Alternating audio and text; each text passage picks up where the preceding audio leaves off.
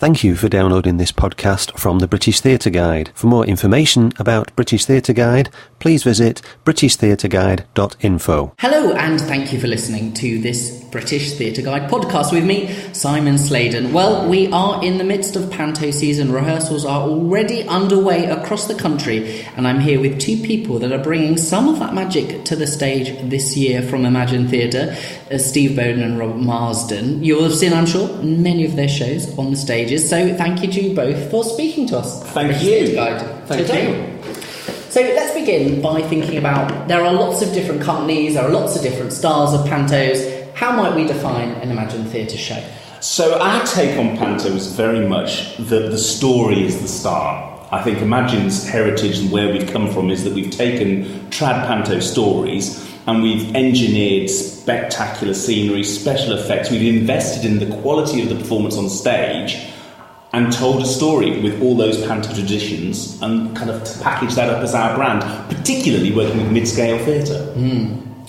And for me, as a director working for Imagine, what drew me to the company and to work for Steve and the team in the first place were because of all those traditional elements of the story at the heart of the spectacle. So the story drives the pantomime. The children are really invested in the story, and that for me was key. And that's still, I've been working for the company for a decade now, and that's still very much at the heart of the philosophy. So you've been working for the company for 10 years now, Rob. Steve, how did the company come about? What was that journey and evolution into Imagine being born? Well, I started working, I had met Ian Lachlan at the Belgrade Theatre when I was doing my work experience. And we always supported, I had a group of friends from local theatres and we'd go and support the Belgrade. And Ian would support what we did, creating our own pantos. And one year after I graduated, a phone call came and it was Ian saying he was putting out a children's tour and would I like to get involved with it. He was looking for a company manager.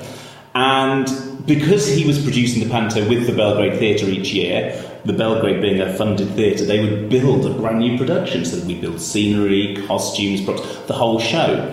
And in the early days, that would just go into a skip. And Ian is a canny Scotsman who said, this is crazy. There must be something that we could do with this investment. So he had a relationship with a farmer in Banbury who had a barn, and he agreed that the sets would go from the stage into a barn. And after I'd done my tour with Ian, he said, I've got this barn of scenery, we've got about 3 panto sets in there. What can we do with them? Can we try and hire them out? And we started to hire them out to theatres, and theatres would go, gosh, the quality is really strong, it's fresh, it's vibrant, it's edgy. Ian's background was very much with Tweeny's Fun Song Factory, so colour, strength of character was very defined. And theatres would say, OK, we love your set. Actually, can you help us put on the show? Because clearly you've got strong narrative, you've got strong production values, your costumes, your sets are great. And it grew from there. We acquired more sets. We then started talking to Oldham Coliseum, who were doing a similar thing, and started to work with them in their sets.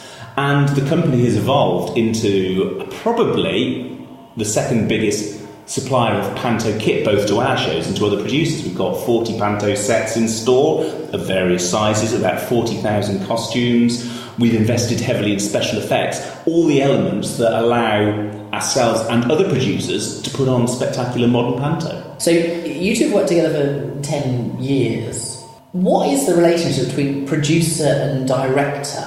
In terms of input to the script, in terms of how frequently do you go and see the show, Steve, to check up on people are doing what they like? Obviously, you've worked together for 10 years, so something must be happening right. But is such a long relationship quite unique or odd in terms of directors? From our point of view, we treat it as a family. And like your family, you learn the strengths of the individuals and the types of projects that they will work with. And I think we have a lot of longevity with venues and with a pool of directors. And it works because they understand the process that we go, they understand the freedom that we can give them, they understand the style of shows that we work with. So I think, whilst we'll sometimes mix up the casts that they work with and the choreographers and the musical directors may change, once you've got a team who know how to put a show on, why would you break it? That builds each year and the product gets stronger. And I think it's an understanding of change. So So one of the stylistic changes that's happened in my time is that we moved much more away from original music and more into covers, naturally, in the musical selection. But as the company move in that direction, I have to be responsive to the company's needs as well, and the company style, whether there's a house style or a style for a certain venue.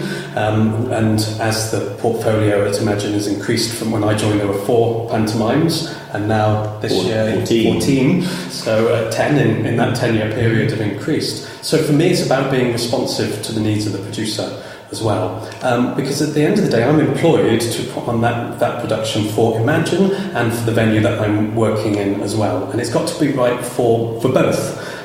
So my job, my relationship is with Steve, who works with the venue very closely to understand their needs, but also to respond to the needs of the company as well. And if we're going to say move away from female principal boy to male, then I'm responding to that. I'm working out why is this happening? Is this a shift from a company point of view? Is this a national trend?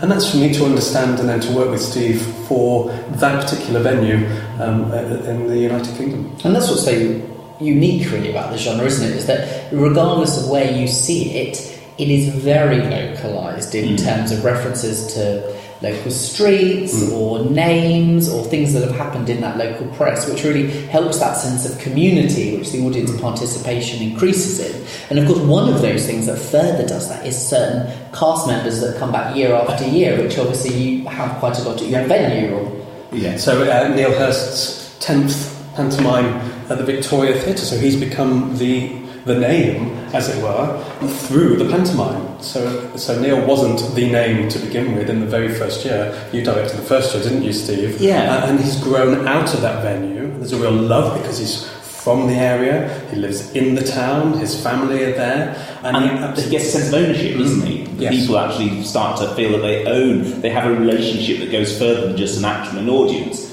It's like almost back to those old rep theatre days where the audience and the cast have that relationship off stage as well as on stage. And they bring that with them, don't they? They come to the theatre with that expectation that, for example, a long-running... And it starts to happen with returning actors as well, not necessarily someone like Neil who's been there for 10 years. People are saying, oh, great, they're back. It's nice to see you again. And there is that investment from the audience. They come expecting not only certain routines and certain things within their pantomime, but also they have that, as Steve said, the close relationship with the people on that stage as well. It's that extension of family which you spoke of so fondly earlier, Simon. I think we all know, going to it with our family, the local community being family, the cast constituting family with the crew over that Christmas period. I mean, how many people would want to be away from their family necessarily at Christmas? And you're living out of each other's pockets, so it's really funny. The audition process for actors, new actors coming into the profession, isn't so much just about their ability. You take that for granted and expect them to have a level of ability. It's how these people get on as a group of people brought together for 12 shows a week, 4 or 5 weeks. It's really intense. Yes, and it's you don't want a bad apple in that after the first couple of weeks, can be a horrible period of time over that. And also making everyone happy in the show really does that. So how do you, year after year, ensure that show is lively, exciting, and doesn't become stale with people maybe doing the same thing again or just delivering that conveyor belt style? I think in terms of Halifax, every year I start planning a year in advance. We're working with Steve, what scripts we're going to do, but then it's about starting to really consider what are the component parts that the audience expect to see. So, for example, one year we had the song sheet, but we took out the children on stage because of timing. And there was uproar at the box office, so straight away it went back in again. So temper those local expectations as you will. If that's not as tradition in another venue, then they won't necessarily miss that. So it's always about making sure that those component parts are in. They love a ghost gag at Halifax. There's the expectation of an opening section from Neil that's similar but different every year. But then it's about increasing... There's always got to be something new every year, so the topicality is important, keeping it fresh is important. So, for example, returning to Cinderella for the second time at the venue, we've got the flying coach and horses. So we're thinking, okay, what's the added extra that we can give this audience who may have seen this title before? Yes, it's a different script, but also in terms of the visuals, how are you achieving that? So we started to think about, is this more of a magical snow sequence this time rather than the previous time? So you're trying to balance the expectations of the audience and the investment that they bring with the sense of newness, introducing something new. So for me, do we need to up the stakes in terms of the fight routine this year? Have they seen this particular routine this year? They've not actually, in Halifax for a number of years, we hadn't seen some of the 12 Days of Christmas routine or the Who's on Base routine. So we're thinking about, okay, what haven't they seen? For here, you might say, if you go and see lots of pantomimes around the country, 12 Days of Christmas is in Boden, but that audience and that venue have not seen that. So you're constantly thinking about balancing the new with the traditional elements that we want to see. And of course, recently, a few years ago, Steve, you added Peter Pan as a title, and really excitingly for me, made sure that every version had a dame in it, obviously, which wasn't always the case. Now it actually is. Most Peter Pans have a dame. What was the reasoning behind adding Peter Pan? Because it's not cheap to add a new title.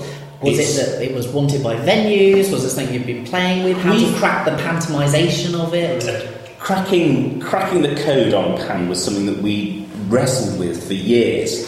Ian and Will had thought about it and dismissed it because of that expectation of the commentary audiences for the relationship with Ian and the comic. And so it just felt really odd. And Ian thought about it, and Will thought about it, and I thought about it.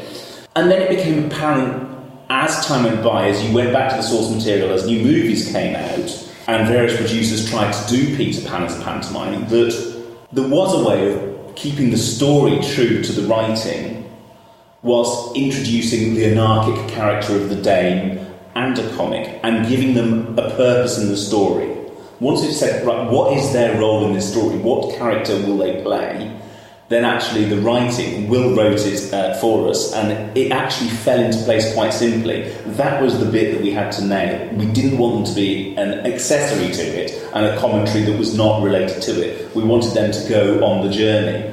And in fact, we're doing Peter Pan this year in Leicester, and that's evolved even further because we've introduced a family unit of dame, son and daughter who become a comedic three-way relationship that comments and goes on the journey that the characters go on. And it was hard. It probably took 2 or 3 goes at it to really hone it in. And it's an expensive piece to do, but it's incredibly rewarding. You know you're supporting Great Ormond Street Hospital, which is a great operation to fund. And the audiences love it. It's just one of those. I think it's because it works at Christmas, it works as a story, and it works as a pantomime. But we remain truthful to the story. And is it something that, those discussions with venues, is it one that leading up to that people saying, can we have a Peter Pan because it is so, well loved and known? And also playing devil's advocate because it will attract people who might not want to go to Panto, but will go to see that.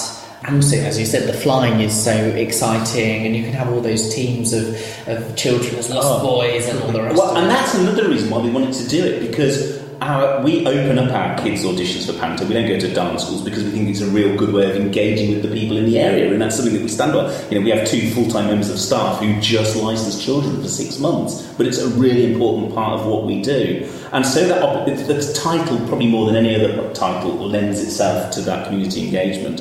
And yet theatres are starting to ask for it. Of course, some of them know the limitations of their venue, and so the next chapter of our evolution of Peter Pan will be how we don't shortchange an audience and how we can keep all the magic and the flying and the effects and the spectacle and bring it to the slightly smaller stages. Because I think that's one of the things that people forget, that it is really expensive to put on a panto year in, year out, and the investment that goes in that original production. Flying is incredibly expensive, and those added extras mean that it's tough. It's not easy. It's not a cash cow, is it? No, it's not. And there are venues which have limits to the capacity and limits to the number of people who will come through the door. So as a producer, it's our job to take all that and say, well, the reason not to do Peter Pan doesn't necessarily have to be because the figures don't stack up.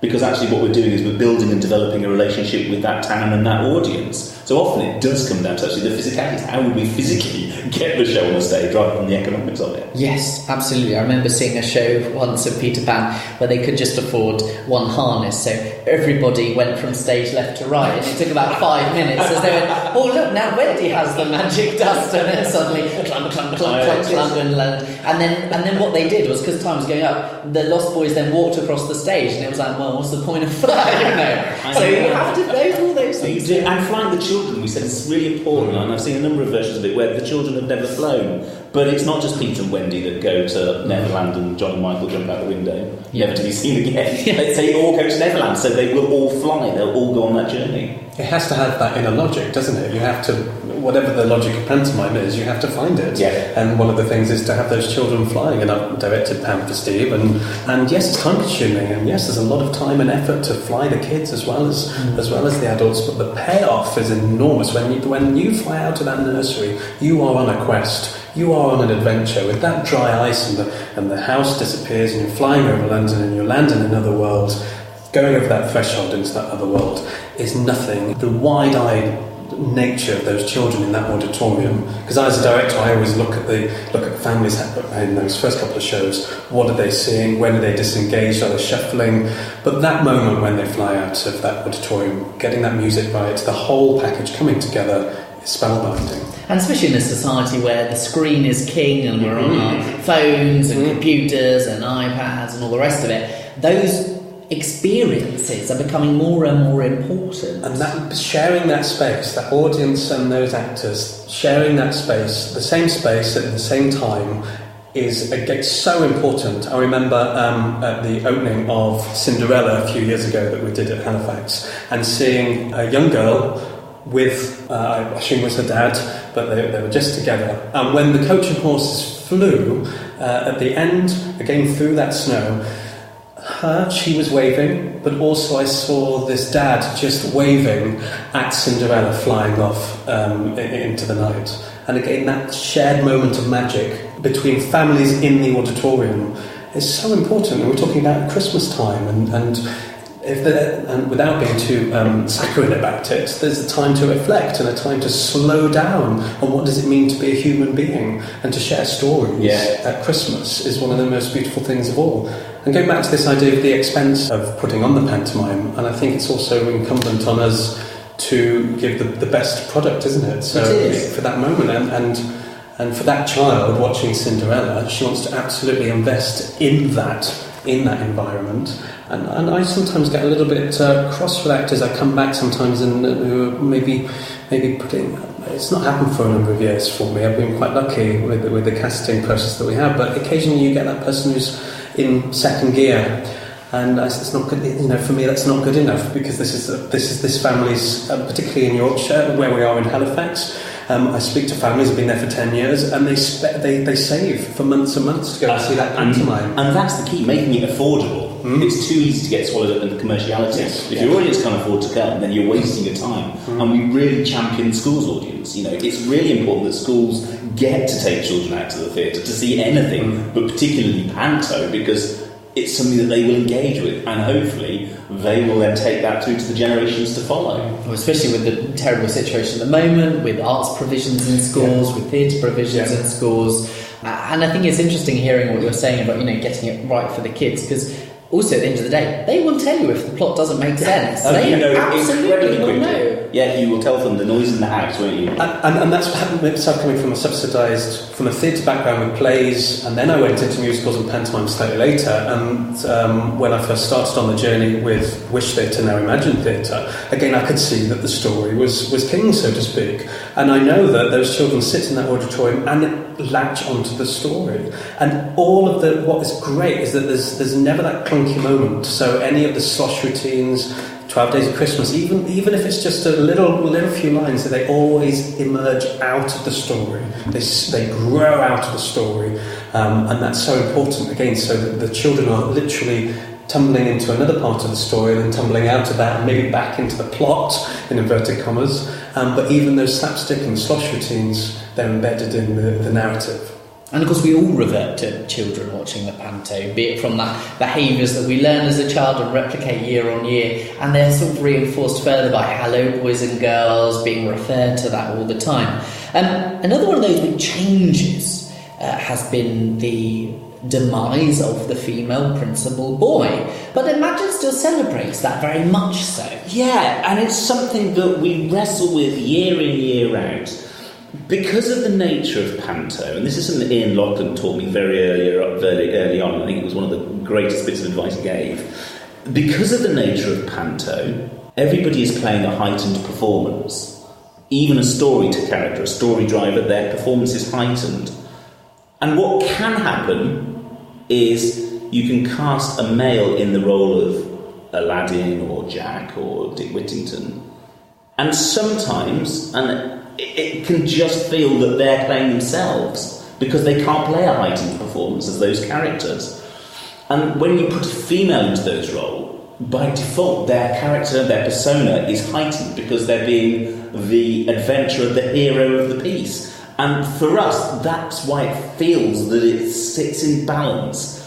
There are the romantic stories, Cinderella's, Snow White's, Sleeping Beauties, where we will take a long, hard look at the subject matter, and actually we will perhaps make a decision that this is a male that needs to be in that relationship with the female, and therefore it feels weird if that's played by a female principal boy, because that's not the character. But that's where it kind of still sits in the balance. And a lot of it is down to what's gone before, if we're taking on a contract, whether a theatre and an audience have an expectation, or whether there's if you're following on the back of a producer who has had male principal boy and it's very successful, then why would you change it if the audience enjoy that? But it's just a way of also carrying on some of the traditions. At Halifax, they don't bat an eyelid where we put a female in as principal boy.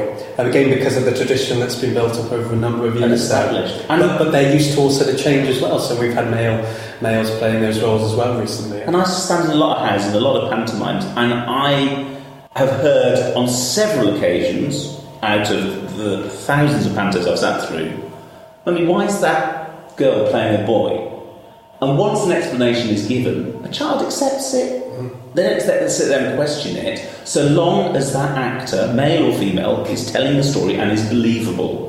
And I think something Millie Taylor talks about, doesn't it, in her book on pantomime, that idea that by having the female principal boy, what you're not getting into then, you're not necessarily looking in at the relationship as much. You're not creating an adult love story in that moment. You're actually giving that sense of a distancing in order to concentrate on the quest and the story that those characters are going on. But yeah, it does certainly depend on the venue, doesn't it? And boys playing girls and girls playing boys, it's storytelling, and that has gone on since time began. Yeah, it's intriguing, isn't it? The Dame is as rich and as vibrant as ever, and I wonder if there's something to do with that fact that it's a comedic role, there's no love interest, but then as you were saying, we mustn't forget, the principal boy is a boy, it's not a man, there's not any of those sexualised aspects to it, it's about character. Yeah, and a rite of passage of going on a quest, learning something or doing whatever, and actually, at school, the girls are playing the boys all the time because mostly boys don't necessarily want to be in the drama club or do things like that. We know that from a cross-section of amateur theatre research which has happened with NODA and the likes, that actually, there aren't enough men to do those. So that replicated on the stage is not alien because that's just one of the things that happens. Yeah. Now, as you mentioned earlier, there have obviously been this year and last year a lot of debates around some of the more problematic aspects, arguably, of pantomime. Robinson Crusoe is not done as much anymore, or certain stylistic interpretations of Aladdin.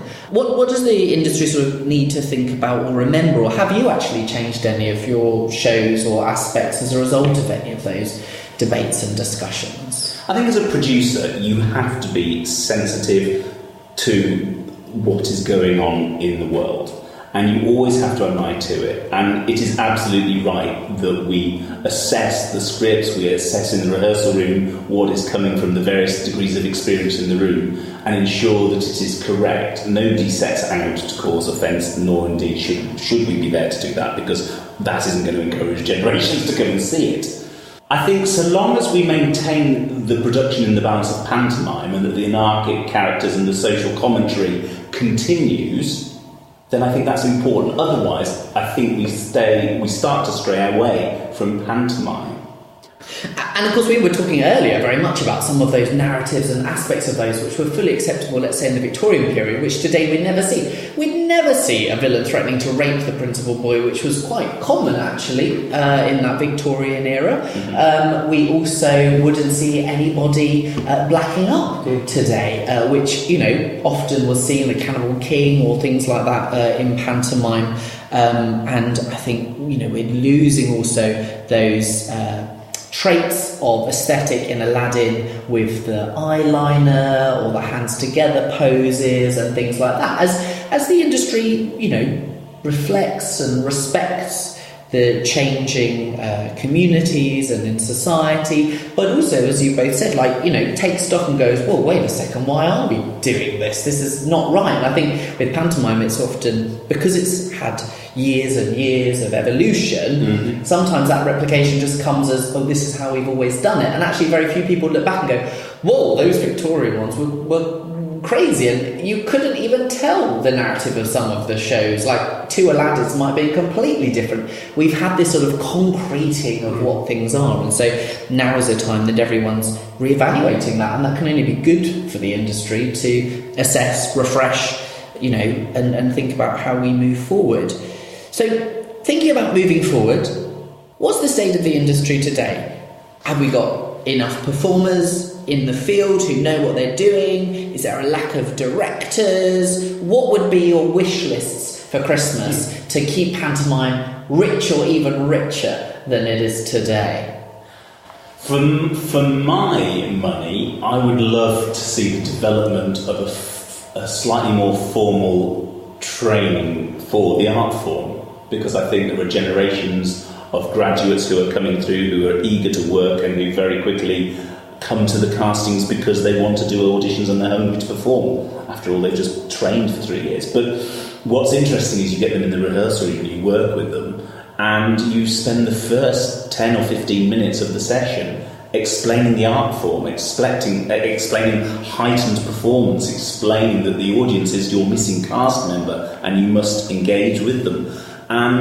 And we reflect every year on the fact that, gosh, the generations that passed down panto because they were variety performers and they did it year on year on year, it's actually disappearing, and capturing those gems and passing it on, to me, seems like something that we need to address. Same. I absolutely love working with young actors in the rehearsal room who've just graduated from drama school, but again, it is that time. You're spending a lot of time in the rehearsal room explaining why we're doing something in a certain way, and why that has to be on that beat, and why that entrance, and why. And actually, within the 1 to 2 to 3 weeks rehearsal period that you may have, actually, I know that there's a lot of learning going on for a lot of the younger tier, and it's great to see the generosity of some of the more experienced cast members around the edge of the rehearsal room having those conversations. But it's about, why can't I break the fourth wall? Why can't I do this? And let's have a look at some of those key elements, because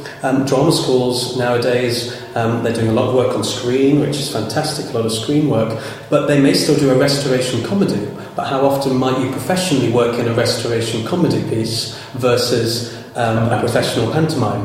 So if we're teaching one thing, it's not getting rid of one thing, it's actually bringing that in, and that could quite naturally come out of some of the, it might quite naturally spill out of comedy blocks, it might naturally spill out of some of the physical theatre work that goes on, and some of the movement classes that might naturally spill out into a routine for pantomime. So there are elements, and drama schools and universities are in control, and I work in one as well. We are in control of our curriculum, and we should therefore be able to say what we would like to go into that curriculum that makes sure that we're teaching for the profession as it is, not as we think the profession should be.